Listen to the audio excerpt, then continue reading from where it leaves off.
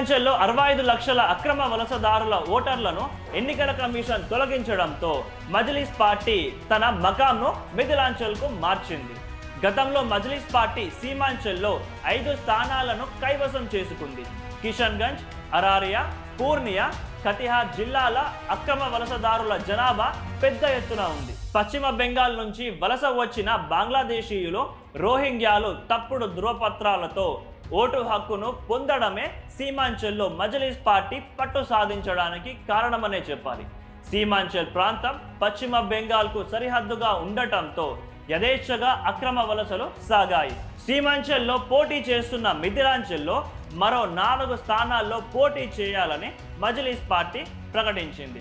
చాలా చిత్రంగా ఓవైసీ బీజేపీని లక్ష్యం చేసుకోకుండా మహాగఠబంధన్ పై తీవ్ర విమర్శలు ఎక్కుపెడుతున్నాడు. బీజేపీ వ్యూహంలో తేజస్వి యాదవ్ చిత్తు కావడం ఖాయమని పదే పదే విమర్శ చేయడం, కాంగ్రెస్ సహా ఆర్జేడీ ఓవైసీని బీజేపీ బి టీం అంటూ ఎగతాళి చేస్తున్నారు.